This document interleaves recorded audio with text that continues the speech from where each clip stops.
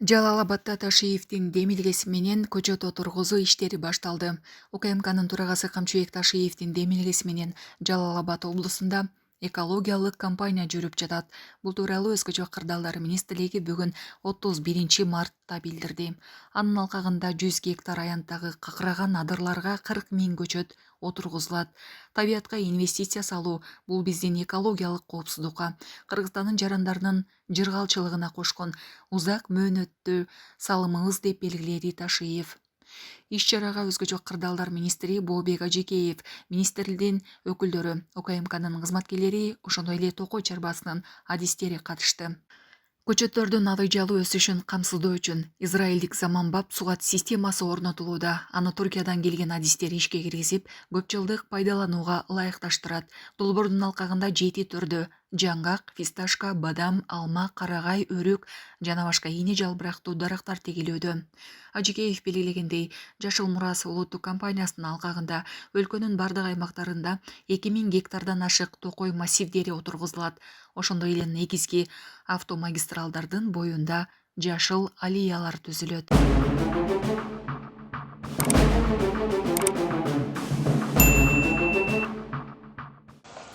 Жолдошторго Кыргыз Республикасынын Жашыл Мурас улуттук компаниясын ишке ашыруу жана акцияларды уюштуруу алкагында областтын Сузак районунун Барпы айыл аймагында көчөт отургузуу үчүн областтык күч түзүмдөрү сапка тизилди. Баяндама жасаган Өзгөчө кырдаалдар министрлигинин областтык башкармалыгынын жаранды коргонуу бөлүм башчысы майор Аккулов. Саламатсыңарбы жолдоштор? Эркентөр! Эркентөр! 3,5 гектарга сосна отургуздук, 13 гектарга бадам отургуздук, 13 гектар жерге өрүк отургуздук, ак чечек ясен 7,5 гектарга жана 56 гектар жерге биз жаңак көчөтүн отургуздук. Жалпысынан бүгүнкү күндө ушул 100 гектар 6 жерге биз вороталарды койдук. Воротаны койгонубуздун себеби суу карганып, тамчылатып суу каргоо маселесин чечкенге чейин мындан сырткары өрт коопсуздугунун алдын алуу максатында 6 жерге ворота койдук. Эми жалпысынан биз бүгүнкү күндө ушул жерге көчөттү отургузуп, мына бүгүнкү күндө сууну маселесин чечүү алдында турабыз. Жакшы. Андай болсо 40 000 дана көчөттөр каяктан алынды? Бул 40 000 дана көчөттүн бүт бардыгы бүгүнкү күндө Токой кызматынын өзүбүздүн башка жактан алган жокпуз. Бул өзүбүздүн гана көчөттөрүбүз, ушул климатка адаптация. Бул жер эми кайсы Токой чарбасына карап атат? Бул жер Каралма Токой чарбасына карап атат. Каралма Токой чарбасы деп аталат, ошонун Барпы участогу деп аталат. Барпы участогу. Бизге Каралма Токой силерге азыр могул көчөттөрдү өзүңөр алдыңар. Так. Өзүңөр кызматкерлерин отургузуп атасыңар. Так. Тегеретип тостуңар. Так. Сууну чыгарып атасыңар. Насосторду коюп атасыңар.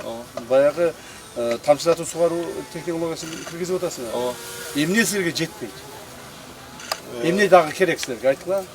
Биз чечип алайлы ушунун баардыгынчы. Мына губернатор турат, мына айыл өкмөттүн башчылары, акимдер турат. Эмне жетпейт силерге дагы? бизде бүгүнкү күндө маселе жок. Эң негизгиси биз азыр убактылуу ушул баягы тамчылатып сугаруу системасы бир аз убакыт кетет экен. Канча убакыт кетет экен? Бир 2-3 ай убакыт кетип калат экен бүгүнкү күндө. 2-3 ай өтө көп. Себеби 2-3 айда кургап кетет мында. Биз ага чейин убактылуу азыр полностью Токой кызматынын, МЧСтин, жергиликтүү бийликтин бүт баарына жергиликтүү бийликке рахмат, колдоп берип атат. МЧСтин колдоосу менен биз бүгүнкү күндө ушул жердин бүт баардыгын водовоз менен сугарып атабыз. 100 гектар адырга водовоз менен суу ташыш бул өтө кыйын да. Ачык эле сөз да, бул өтө кыйын нерсе. Ошондуктан мына тамчылатып сугаруunu тездетиш керек. Жарайт. Күнү түнү иштеш керек. Силерге финансы жактан жетеби жетпей атабы? Жетет. Жетпесе айткыла. Канча акча керек айткыла, биз таба берели акчасын. Чтобы тартынбастан жана кысылбастан ушул жер раз эгилген ушул жер өнүп кетиш керек. Бул жер жанагы биз ар дайым эле ушундай субботиктерди өткүзгөндө, мындай тамтаректерди эккенде эгебиз дагы, анан кийин эсте чыгарып калтырып коебуз да. Муну компания ишине болбош керек. Бул ушул жер 100 гектар жер жанагы төөлүккө кала турган Токой болуш керек. Ошондуктан бир дагы түбү куурабаш керек. Туура. Эгер куурап калгандар болсо сразу алмаштырыш керек. Ошондуктан бул жерге атай адамдарды бөлүп берип, иштетип, түнү күнү карап, бул деле көчөттөр деле азыр эгилип аткан көчөттөрдүн баардыгы жаш баладай кичинекей нерсе да. кичинекей жашпаган нерсе. Буларга мындай кылыш керек, жакшылап караш керек. Жанагы орусча айтканда уход кылыш керек буларды. Суусун карап, башкасын карап, өрттөн сактап, бүт караш керек. Ушунун бардыгын сиздер мына өзгөчө кырдаалдар министрлиги камсыз кылышыңыздар керек. Макулбу? Жергиликтүү бийлик органдары аркылуу аким, айыл өкмөттүн башчысы, так, өкөңүздөр ушул ишке катуу киришишиңер керек. Макулбу? Мына негизги кыла турган иштер ушул. Ушул иш мына бардыгыбыз иштеп жүрөбүз, туура. Мына өзгөчө кырдаалдар министрлиги токой чарбасы айрыкча. Токой чарбасын кылган иштери көрүнбөйт эле. Мына быйыл көрүнүп атат. Ушул результатты кармап калышыбыз керек. Нактап каралышыбыз керек. Анан кийин эгип коюп, ушу бойдо мына бүгүн эктик чаң шөкөт менен кетип калып, бул жер калып кетип, куурап, эртең бозоруп жүрбөсүн. Айыл өкмөт, аким, токой чарбасы личный башыңар менен жооп бересиңер. Макулбу? Ар дайым келип тургула. Мына таза абаны жыттаганда эле келсеңер болот бул жергечи. Ар дайым келип тургула. Bir haftada birden kelip, akot kılıp, atlı minimi alıp, cüğü kıdırıp degендей. Макулбу? Кызыгышыңар керек да, бул адамча кызыгышыңар керек. Анан эгерде кызыкпастан жөн эле калтырып кое турган болсоңор, анда естественно курап калат. Ушул азыр жөн калтырып койсоңор, ушул эккендердин ашып калса 20% калат, калаган баары курап калат эгерде карабай койсоңор. Макулбу? Эгиш бул болгону жасалып аткан жумуштун бир 20% да, калган 80% кароодон. Кароодон, уход. Ошону карашыңар керек. Макулбу? Эч ушуну тартылмастан жакшылап карагыла. Сиздерге рахмат мына токой чарбасына, өзгөчө кырдаал министрлигине ишиңер мына көрүнүп атат. Ушинтип иштеш керек. Урматтуу президентибиз Садам Кожоевичтин ушул Жашыл мурас деген өткөн жылдан баштап жүргүзүп аткан чоң иштери бар. Бүт мамлекетибиздин бардык бунун бурчтарында ушул жумуштар жүргүзүлүп атат. Масштабдуу жумуштар жүргүзүлүп атат. Кээ бир жерлерде биздин чиновниктерибиз эгип коюп, карабай коюп, кууратып койгон жерлери дагы бар. Бирок ошо урматтуу президентибиздин бүгүнкү жүргүзүп аткан Жашыл мурас саясатынын колдоо максатында ушул иштер жүргүзүлүп атат. Демек биз ошо өзүбүз мындай мамлекеттик деңгээлде мындай катуу киришишибиз керек. Макулбу? Бул жерде бардыгыңыздар. Эми губернаторду айтпайм, күндө келип кара деп. Губернатор дагы бир айда бир келип карап турса болот. Тигил аким бир айда 2 жолу келсин. Айыл өкмөт ар аптада чыгып турсун. Токой чарбасы күндө иштесин. Вот ошондой результат болот. Макулбу? Поливке субботний уюштурасыз. Ооба. Поливтерди карагыла, ноол эмелерди көрдүңөрбү? Тегерегенде мал жаны өтө көп да. Коюлган мына эмне деп коет мына тосмолор бар. Тосмолорду жакшылап карагыла, малдар сындырып кетиши мүмкүн. Малдар эле эмес, адамдар да бар, кээ бир адамдар бар. Ушул мындай түшүнүгү төмөн адамдар бар да. Алар деле сындырып кетиши мүмкүн. Ошолорго катуураак чара колдонуш керек. Бул жерде милиция органдары да катуураак караш керек. Участковый барбы? Ким бул участковый башчысы? Начальник УУД. Мына сиз караңыз, макулбу? Мына олордун сакталышы боюнча силер карагыла. Мына мүлктөрдүн сакталышы боюнча ылдыйда мына насостойлор курулуп атат. Бул жерде водоемдор курулуп атат. Мына бул сеткалар курулуп атат. Ушуларды карагыла. Милицияларды коргоо, жергиликтүү жашоочулар менен түшүндүрүү иштерин жүргүзгүлө. Макулбу? Бул жер буюрса, ушул бактардын баардыгы отуруп жакшынакай болуп кеткен болсо, ушул жергиликтүү элдин гана бактысы болот. Туура, бул азыр убактылуу бул жерде жай тарып атат, малыбызды бакканга жер жок болду, үйүбүздөн чыгарып эле ушу адырга кое берип коет элек деген нааразычылыктар болушу мүмкүн. Бирок келечекте кийинки муундарга, азыркы өсүп аткан жаш наристелерге 10-15 жылдан кийин, 20 жылдан кийин бул жерде целый токой болот. Ошолордун жемиштерин алат. Мына 56 гектар жерге жаңак эгилип атыптыр. Бул жаңакты эмне башка жактан келип эч ким көтөрүп кетпейт. Ушул жергиликтүү элдер алат. Ушулар колдонот. Мына бул жерде жана башка өрүк эгилип атыптыр, бадам эгилип атыптыр. Ушунун түшүмдөрүнүн баардыгын жергиликтүү эл колдонот. Так? Ушулардын баарын элге түшүндүрүп айткылагы, жеткизгиле. Так? Элдер анан ушундай туура түшүнүшсүн. Анан сырткары бул жер эми ушул эгилген тал теректер, дарактар, токойлор бул биздин экологияга дагы, так, адамдын жашоо турмушуна, ден соолукка дагы чоң пайдасын тийгизет. бул жер мына азыр эле көгөрүп турат. Жаз чыкты, мына апрель айында көгөрөт. Майдан баштап могул жер боп-боз болуп саргайып, какырап, топурагы чыгып, эч ким баспай калат буяк, адам баспай калат. Так? А эгерде биз токой кылып кое турган болсок, жыл бою бул жерде жашыл болуп турат. Жыл бою бул токойдон жакшы дем алганга кислороддор бөлүнүп турат. Адамдын ден соолугуна пайда болот. Ошол эле эл журтка, ошол жерде жашаган элге толук бойдон ошол таза аба парк болуп жетип калат. Так? Кийин мына токойлор бутуна туруп калгандан кийин элдер чыгып мунун ичине жанагыдай кылып гүл айтышат, ойношот. Бул жерде жакшынакай чоң парк болот. Кийин барып эми азыр эрте бир 5 жылдан кийин же 10 жылдан кийин мына тосмолордун баары алынат. Тосмолордун баары кереги жок болуп калат. Тосмолор алынат, уже элдер ичине кирип, ичинде ошол жер жемишин алып алат. Ичинде да керек болсо мал жанды дагы ошо ичине кайтарса боло берет. Чөбүн чаап алат. То есть бул экономикалык жагынан да өтө ыңгайлуу. Ушул нерсени биз көрсөтүшүбүз керек. Макулбу? Мына жергиликтүү бийлик органдары силердин колуңарга ушунун баарын өткүзүп берип атабыз. Ушунун баары пайдалуу экендигин билип туруп, анан ушу урматтуу президентибиздин көтөргөн демилгеси да ошондой болуп атат. Жерлерде токойлорду көбөйткүлө, жерлерде ушул жашылдандырууну көбөйткүлө деп ошон үчүн суранып атат, дагы ошон үчүн тапшырма берип атат. Ошол тапшырманы мына биз өкмөттөн келип аткарып атабыз, а жергиликтүү бийлик органдары ушуну колдоп, кубаттап иштетип калышыңар керек. Макулбу?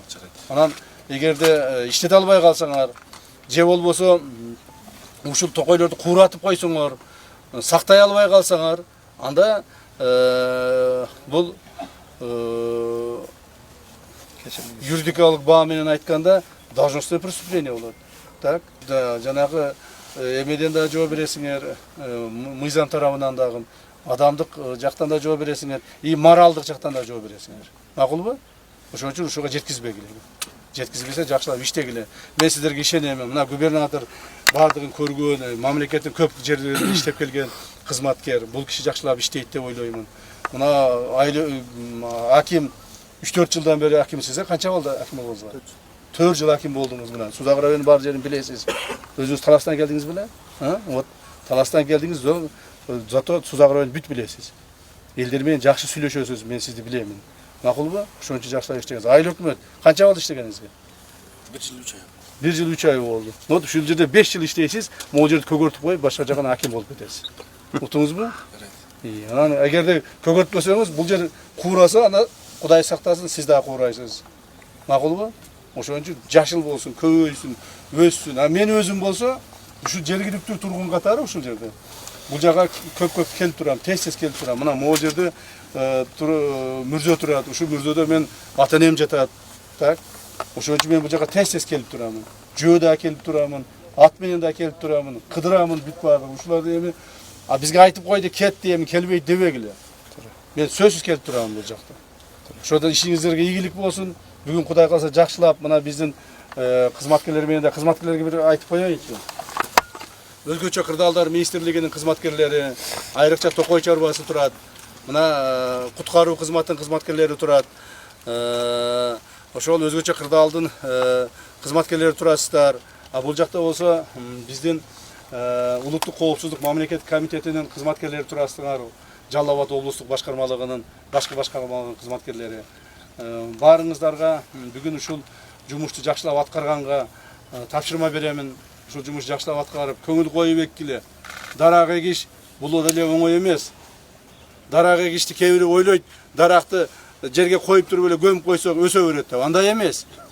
Даракты эккенде ошол даракка мындай бир жакшы көңүл коюш керек. Сүйүү менен караш керек даракка. Ар бир даракты эккенде ошо даракка жакшы ниет кылыш керек. Ушул дарак жакшы өсүп кетсин, ушул дарак жакшынакай болуп өссүн деп жакшы үмүт менен эккилеген. Макулбу? Эптеп таштап эле көмүп коюп, таштап коюп, көмүп кете берип, эртең жакшы өспөй калбасын. Артыңардан анан дагы башкадан эгип чыкпайлы.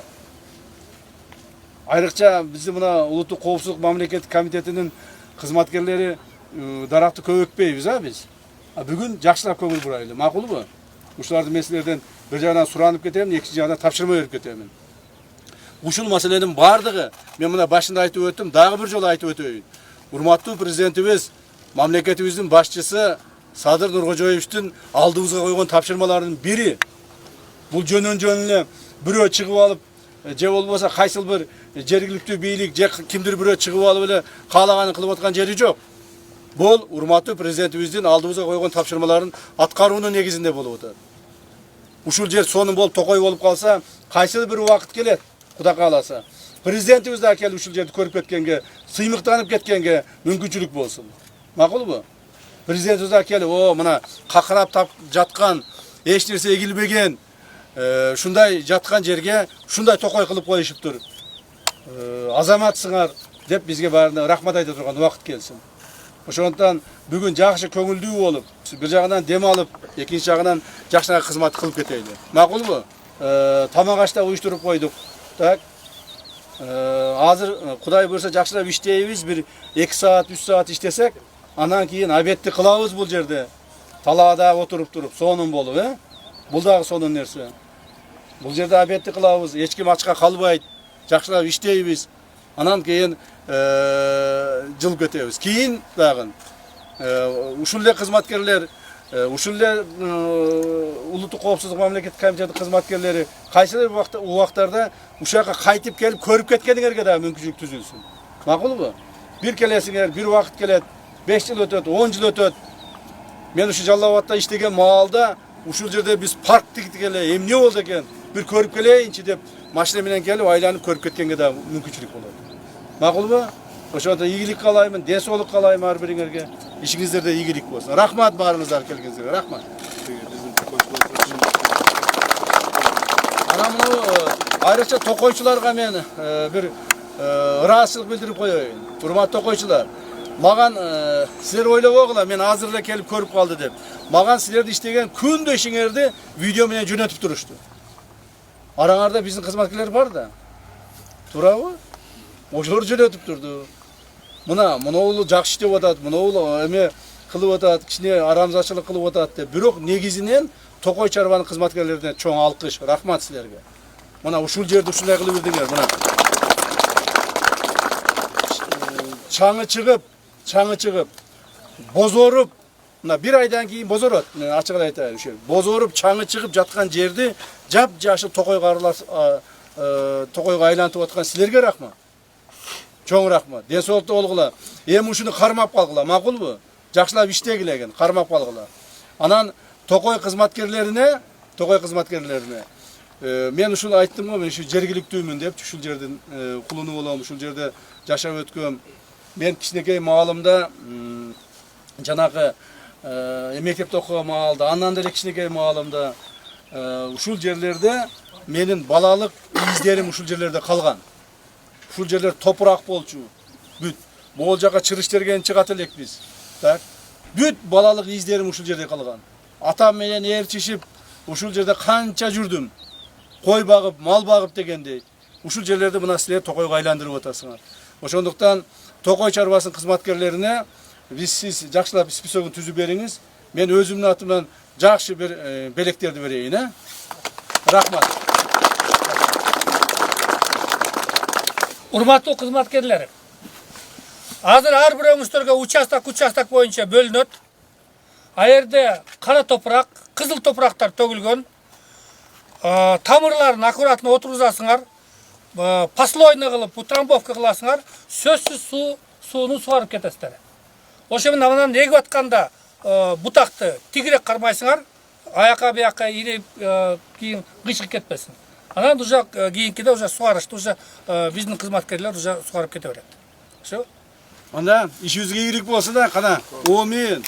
Мына бардыгыбыз ушул Алла Таалам берген ыйык орозого бүтүп, мына айт майрамдардан турабыз.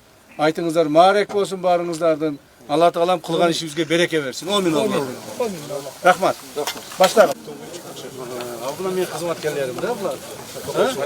Ha, malatçı, tokoyçular. Sizlerge men özüm belek berem. Bayağı aytdım bu. Tokoyçularga hazır emek kılabız. Tokoyçularga da ушундай жаңы форманы тигип бердик. Беларусь кеткандан Sizler ömür boyu şu tokoy meyi kayıtasınlar. мондай кепкаларды алып бердик, мондай. Формасында. Bir gün de birinci gün işlep atkan joksыңар. Bugün gelip tokoy tegip ketip kala turgan adam emesіңер. Ömür boyu tokoy meyi kayıtasınlar. Doğru. Aylıklar boyunca da problem var okşaydı. Айлыктар булар эң төмөн болуп атат. Булардыкы буларда. Şu da var. Tokoy çarmasının aylıkları boyunca ben hurmatlı prezidentimizge dalaş eteyim. Men oylayım prezidentimiz eşkilensilerdi көңүл сыртынан калтырбай. Макул бу? Рахмат. Бул ишиңер боюнча мен өзүм силерге белек берем. Адам списокко түшүп калган, списокко түшүп. Списокто. Бисмилlah, Rahman, Rahim. Алып келгиле, моуну баштайын. Так, вакытаны пулну. Эми мына актан таштадык, эми кара топурактан таштайбыз. О, бирин көтөрүп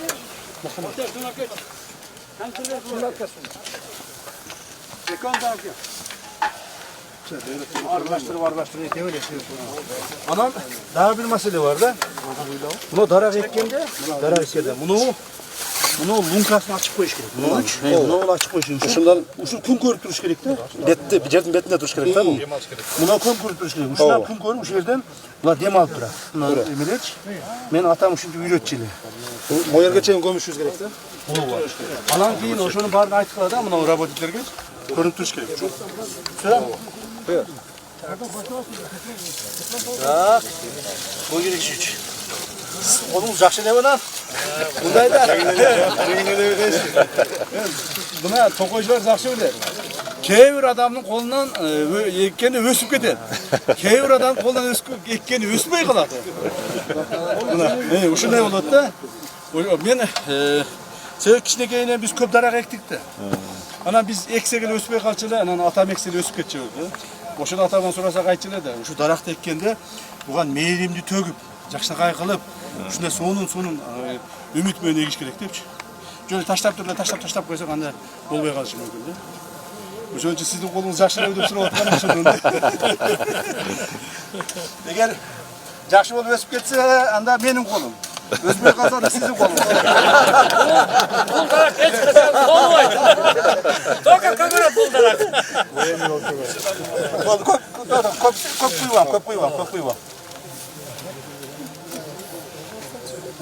Жер дагы жакшы. Мым. Азыр таза эге турган маалда азырчы. Кечеги жаан чачында сонун болуп берди. Азыр эге турган маал мына. Сонун болуп Кудай буйрса. Өсүп кетсе мен эктим, өспөй калса Мурат менен Бобек экти болот да.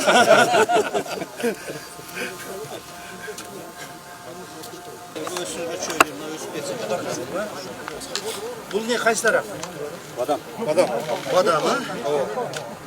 Көрсө ушу бадам жакшылап өсүп кетсин, а? Сиздин колуңуз жакшы элеби? Экке десеңиз өсүп береби? Табабады токойчу муну. Мокенен болосуз. Жакшы токойлор жакшылап карап атасызбы? Токойда караган адамды, дарактарда караган адамды сүйөт да.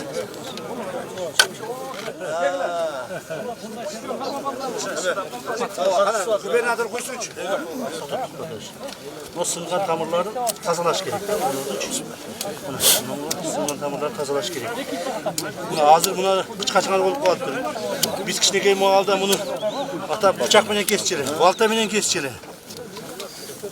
Bunu tazalap koy öyle.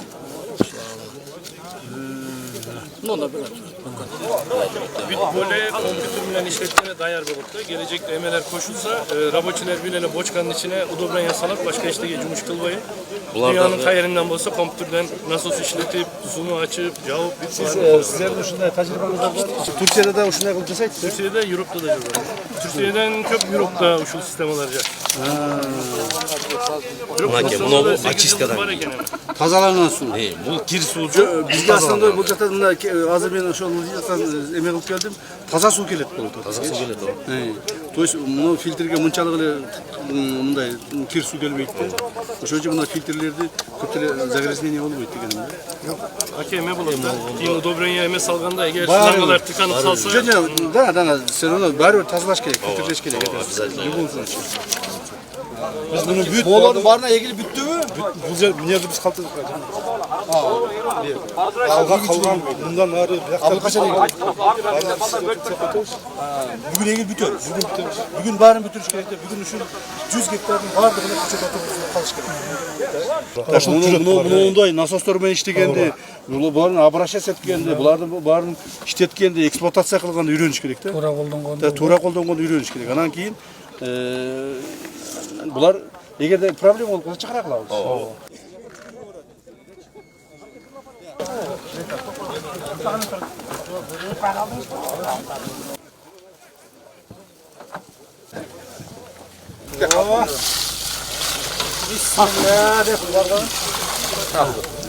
Ana şu 100 yıldır canında altın eskerinde çeket. Bu canaktarçı. Canak 100 yıl emas. Canak 1000 yılga çeyin ösüyor. 1000 yılga çeyin ösüyor. Buna murda ben bir tarihte aytып bereyim. Murda Kırgızistan'ın bardıq bulunguçlarından buna Fergana өрөөнү, так? Buna Kırgızistan'ın bardıq bulunguçlarından murda bu dünyadan ötkөн баягы ата-бабаларын, даңктуу адамдарды, хандарды, даңктуу адамдарды, байларды, бийлерди, эл башкарган адамдарды алып келип ушу Арсланбапов койчу. Мага айтып берген Садыр Кожоевич өзү лично айтып берген Садыр Кожоевичтин дагы канча бир ата-бабасы Арсланбаповго алып келип коюлган экен. 4-чү деди. Жок. Ооба 4-чү, 5-чи. Анан 7-чи ата-бабасы мына бул эмеге Кротко коюлган экен. Айыбулакка коюлган экен. Садыр Кожоевич мына биздин президентибиздин ата-бабаларын көлдөн өткөн кадыр бартуу кишилерди алып келип ушу Арсланбапов коюшчу экен. Анан эң ушу акыркы ошол маалдагы жанагы 7-чи бекен атасын Садыр Кожоевич алып келип эмеге койгон экен. Кротко койгон экен, Жалал-Абадкачы. Ошондон биз ham көлдүкпүз.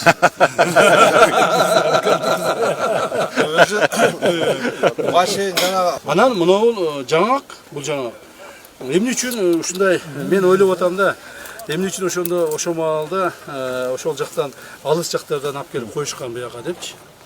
Себеби биринчиден ал жер баягы ушундай бир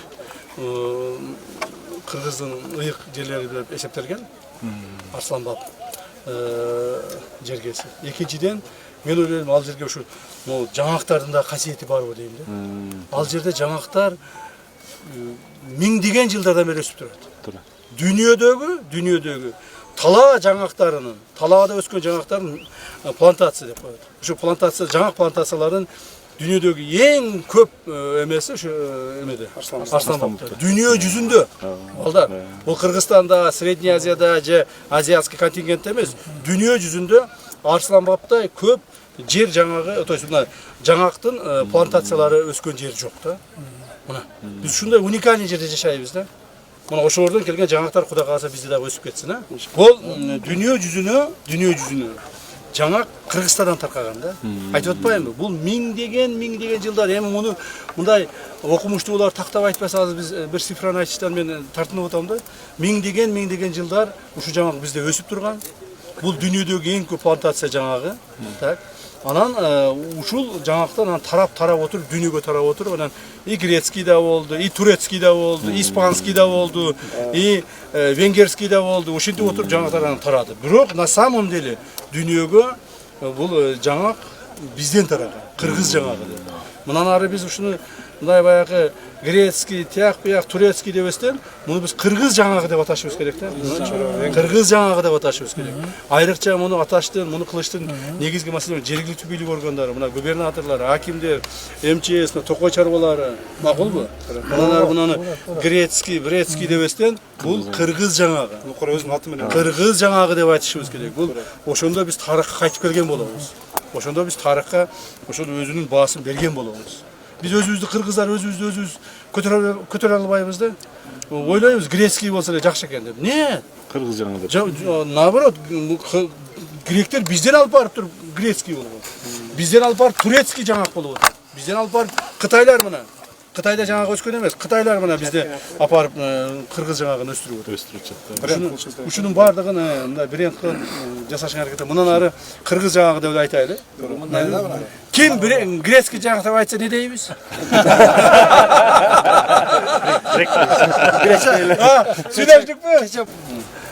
Кыргызча иденттүүлүк, баалуулуктарыбызды эме кылып койдук да. Эме ылдыйга түшүрүп койдук да. Эми ошону карманышыбыз керек. Мындан ары карманышыбыз керек.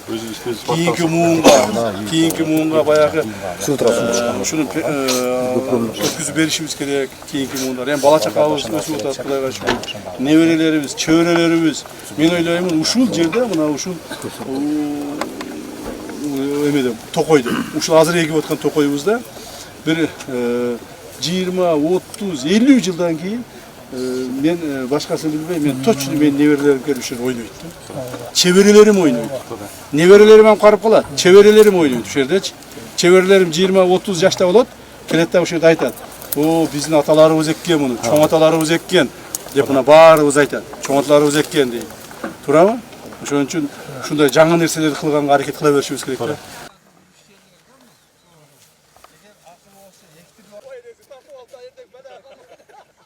Кудайым талам тынччылык, аманчылык болсун. Мына бул күндөр аяктап, айт күнүнүн эртеси бул эле айт. Ушул күндөрдө кылган мына мээлеттер, ар бир эгилип аткан көчөттөр, көктөп, Аллах таалам ушу иштебиз, халкыбыздын ушул жерде жаткан ата-баба көбөкчүсү жетип, ушул туугандарыбызга Кудай таалам рахматын айлап, убада кылган жаннатына насып. Ушул жерде биздин жалаң ушул айылдан тууган уруктарыбыз, ата-бабаларыбыз, ата-энебиз, атам жатат, апам жатат, менин баардыгыбыздын ошо ата-энелерибиз ушул жерде. Агаларым жатат мына жерде. Так, ушул жер деп калабыз да. Акыры барып, ушул жерди биз жердейбиз да. Анан маган анча-мынча суроо берип калышат, анча-мынча сүйлөшүп отуруп калабыз Бишкекте. Анан айтышат, баары өтөбүз да. Анан мен айтам, эгерде мен ушу дүйнөдөн өткөн болсом, мени айылга апарып, айылдагы мырзөгө койгула деп айтам да. Балдарыма да ушуну суранам. Айтышат да, жок, сиз эми дейт, мынерде ошол жалаң мамлекетке чоң кызмат кылган, башка кылган адамдардын өзүнүн чоң мырзөсү бар. Ошол жерге калтырса керек. Мына деп ошентишет да. Мамлекетте көптөгөн эмелериңиз бар. Мамлекетибиздин кыргыз элинин баатырысыз, ушул жерде калтырса керек сизди дейт. Мен айтам, жок деп. Эми адам өткөндөн кийин сүйлөй албайт да ушечи. Айта албайт. Ошо керез болуп айтылып калсын деп башынан айтып кетем да, мен жүрөм да. Бир күн биз да өтөбүз. Кайсы бир күндөрү да. Ошондо балдарыма ham айтам да, мени ушу айылдагы мырзөгө атам менен апам жанына апарып коесуңар депчи. Атам менен апамдын жанында өзүм ушу алып койгон жер да бар. Мен ар дайым Молдекеге айтам. Молдеке, ошол жерди эч кимге бербе депчи. Ушундай. То есть ошон үчүн биз кыргыздар ушундайбыз да. Туулган жерди, туулган өскөн жерлерди жакшы көрөбүз, ошол жерде эме кылабыз. Бирок ошол эле мезгилде мына ушул маселе кече чек ара маселесин чечкенде достук айылына туш келбедиби? Мамлекеттин керегине жараганда ошон үчүн бизди төрөлгөнүбүз эле ата-энебиз төрөлүп өскөндөн баштап ата-энелерибиз дуга берет, эл керегине жара, мамлекеттин керегине жара, элдин баласы бол, элдин уулу бол деп келет да. Ошондо бата берип келет. Бул эми тилек да. Кээ бирлери муну билип тилек кылат, кээ бирлери билбей эле, бирок тилек кылат. Ой, элдин баласы бол, элдин уулу бол деп. А бул не деген? Бул деген ошо элибиз кыйынчылык болуп турганда, элдин башына мүшкүл иш түшүп турганда, ошол мүшкүл ишти өзүнө алып туруп, анан кийин ушу элди ушундай мүшкүлдөн чыгарып кете турган тилек да. Ушундай нерселерди мына кечеги Баткенде болгон коогалаңда биздин балдарыбыз көрсөттү. Биздин солдаттарыбыз, биздин баатыр солдаттарыбыз, чек арачыларыбыз өзгөчө кырдаал министрлигинен, ички иштер министрлигинен, Коргоо министрлигиндеги кызмат кылган балдарыбыз көрсөттү. Кечээки акыркы 2022 жылы 18 4 күн болду башта. 4 күндүк кагылышууда биздин 49 балабыз каза болду. Так, мамлекетибиздин бардык улум бурчтарынан, буягы Таластан, тиягы Көлдөн, Нарындан, Баткен, Жалал Абад, Ош, Чүй каза болбогон региондон бала калбады да. Ошолор ушу эл, жер деп, мына ушу тупрак деп, ушу жер деп анан өздөрүнүн эмесин өмүрүн кое беришти да. Ошол эле мезгилде мамлекеттин кереги деген ошол болот экен. Ушу Достук айылы дагы биздин Баткен районундагы Достук айылы. Бүгүнкү ушу чек ара чечилиш маалында башка биздин коңшу тарапка калды да. Калып элге керек экен, мамлекетке керек экен ошентип чечилди да. Бул бир адамдын каалоосу менен же бир нече адамдын каалоосу, каалабасы менен эмес, бул мамлекеттик керекке тийиш үчүн, элдин пайдасына болуш үчүн ушул нерсе чечилди. Туура кайсы бир деңгээлде ошол жерде жашаган адамдарга кыйын болушу мүмкүн, азыркы күндө жашап аткандарга. Ошол жерде жашаган азыркы күндөгү адамдардын жүрөгү ооруйт. Мен туулган жер эле, мен жашаган жер эле, ата-энем туулуп өскөн жер эле деп таза жүрөгү ооруйт. Бирок ошол эле мезгилде ушунун бардыгын биз мамлекет үчүн, мамлекеттин келечеги, кийинки муундун келечеги үчүн ошонун бардыгын садакага чаап атабыз да. Жертвуем деп коет орусча. Мына. Так. Аларга мамлекет аларды дагы бар эми чыккыла эмеден айылдан чыккыла дагы бул жерге мамлекет керек болду. Кантип жашасаң ошентип жаша деп таштап койгон жок. Аларга ар бирине үй салып берип атабыз, ар бирине шарттарды түзүп берип атабыз, ар бирине керектүү нерселерди кылып берип атабыз.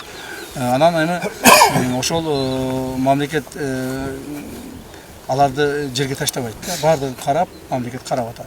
Бирок ошол эле мезгилде биз мамлекет кызыкчылыгына бердик да. Эгерде кайсыл бир маалдарда эми ал болбой эле койсун же болбой бир Кудай билет, кайсы бир маалдарда менин айылым, менин жерим мамлекетке керек болсо, мен бергенге даярмын да. Менин айылым, менин жерим, ушу менин ата-энем жаткан мүрзө эгерде мамлекетке керек ушул, мамлекеттин пайдасы үчүн, кыргыз элинин, бүт кыргыз мамлекетинин тынчтыгы, келечеги үчүн дейсе, мен берүүгө даярмын. Жананы мен беремин. Мына ушундай патриоттуулук, мекенчилдик сезим ар бирибиздин жүрөгүбүздө болуш керек да. Биринчи кезекте, эң башкы кезекте мамлекеттин кызыкчылыгы, анан кийин өзүңдүн ички дүйнөңдүн, жеке үй бүлөңдүн, же айылыңдын, жериңдин кызыкчылыгы болуш керек да. Дагы бир жолу айтайын, мамлекеттин кызыкчылыгы деген маалда бир айылдын, бир жердин, же бир туулган жердин кызыкчылыгы деп отуруп калыш мүмкүн эмес. Ошо балдарыбыз эмне үчүн каза болду? Ошо балдарыбыз мамлекеттин кызыкчылыгы деп каза болду. Мамлекеттин эртеңки келечеги деп каза болду. Балдарыбыз мен Таласты коргоюн, мен Көлдү коргоюн, мен Жалал Абадты коргоймун, мен болсо Ысык Көлдү коргоймун деп каза болгон жок. Алар мамлекет деп каза болушту. Кыргыз эли, кыргыз журту, кыргыз мамлекети деп каза болушту. Ошондуктан баягы туура эмес сүйлөп, баягы чагымчылык айткандарга жооп ушундай болуш керек да. Жооп ушундай болуш керек.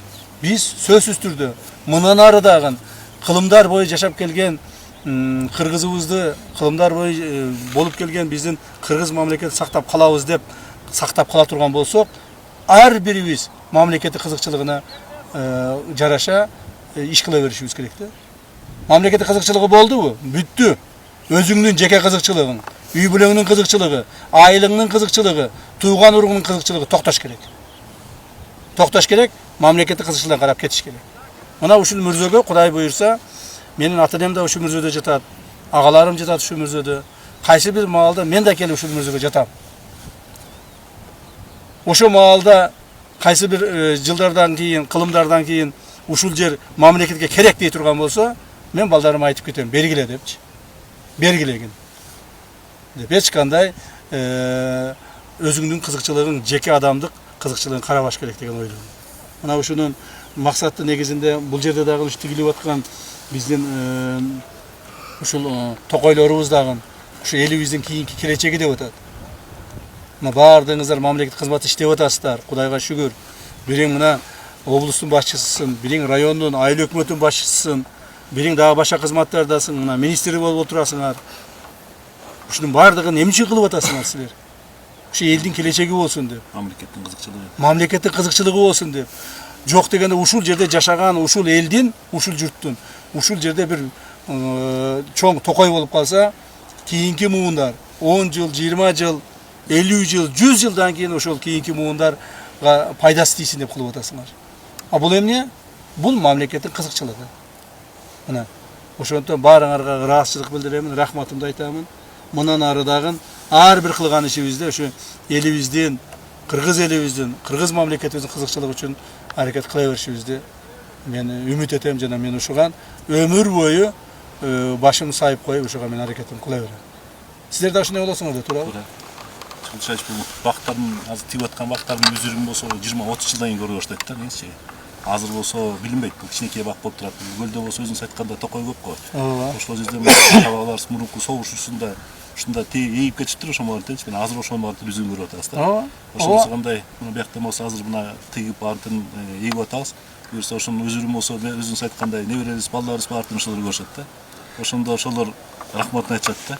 Мына мындан 20 жыл мурдалары мен көлгө барып, көлдө анда депутат элек Санур Кожоевич менен Санур Кожоевичтин үйүнө барат элек, атасынын үйүнө барат элек.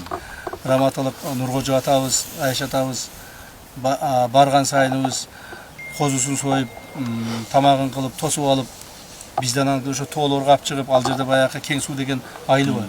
Кең суу айылынын бул биздин айылдардагы ошо адыр эмес айырчы. Алар тоо, жыш, карагай, ушундай сонун бир кооз жерлерде. Аны ошол жерге барып көрсөтүп, биз менен кошо ошо тоолорго чыгып, ошолорду айтып берет эле. Мен ушу жаштайыман ушу тоолорду, ушу карагайларды мен тиккенмин дейт эле. Ошо токойчу болуп иштеген да. Айштабыз, Нуркожо Айштабыз токойчу болуп иштеген. Аны ошол айтат эле. Мен ушу карагайларды мен тиккен балдарым. Ушулар мына эми мына биз карыдык, эми мына силерге пайдасы тийсин дейчү эле. Ошо Нуркожо атабыз тигип кеткен карагайлар өсүп, андан бери 50 жыл өттү. 60, 70, 80 жыл өттү. Ошо карагайлар азыр чоңоюп, эми анын балдарына эле эмес, неберелерине, чеберелерине кызмат кылып атат. Мына ушул бир мисал да. Ошон сырдарында бизде азыр ушулар тигип кеткен болсок, Кудай кааласа 50-60 жылдан кийин небере чеберелерибизге пайдасы тиет. Бизде келип Алар да улайт да. Ошо биз тиккенбиз депчи. Кийинки муунда улайт да. Биздин агаларыбыз отурган экен, биз да кылалы деп балдарга өтөт да. Ооба. Мына биздин кылган ишибизди көрүп, башка мамлекеттик органдар дагы ушундан үлгү алыш керек да. Мына урматтуу президентибиз Санур Кожоевичтин демилгеси менен Жашыл мурас деген мамлекеттик программа уже 2 жылдан бери иштеп атат. 2 жыл болду, 3 жыл болду иштеп атат. Бардык жерлерге тигип атабыз, бардык жерлерге токойлорду карап атабыз, жашылдандырып атабыз. Мына быйылкы жылы өзгөчө кырдаалар министрлиги ошонун арасында токой чарбачылыгы өтө чоң иш кылдыңар. Рахмат силерге. Ушу президенттин демилгесин колдоп. Мындан ары дагы ошол президентибиздин өзү мындай жаратылышты жакшы көргөндүгү үчүн, жаратылышты жакшы көрүп, ушу жерге жакын болгондугу үчүн ушуну жасап атат да. Ушу биз андан үлгү алып атабыз, бизден кийинкилер үлгү алсын. Башка мамлекеттик органдар, башка айыл өкмөттөрү, башка райондор, башка облустар үлгү алып, ушуну тигиш керек ушундай кылыпчы. Какырап талаа болуп жаткан талаалар калбаш керек. Какыраган адырлар калбаш керек. Так, какыраган жерлер болбош керек. Биздин жерибиз укмуш муну кара, кандай сонун жери. Бул жерге эксең эле, карасаң эле өсө берет мына жер. Укмуш сонун жер. Эмгек кылып сайып эмгек кылыш керек, иштеш керек. Иштебейбиз да, биз иштебейбиз да, анан айтабыз, "Ой, биздин жерибиз токой жок, биз мына кара, мына адырларды кара, бүт жатат, какырап жатат. Ушулардын бардыгы эртең бир айдан кийин боп-боз болот. Чаңы чыгат, чаңы сапырылат дагы, ошо бойдон калат. Болду. Муну азыр биздикилер бир ай гана колдонот. Бир айдан кийин бүтөт. Кетти. А эми ошол жерлерге токойлорду эгип, жап-жашыл кылып сала турган болсок, биринчиден бул климатка пайдасы тиет, ден соолукка пайдасы тиет, элдерге экономикалык жактан пайдасы тиет. жер жемишин алат, токойун иштетет дегендей. Так.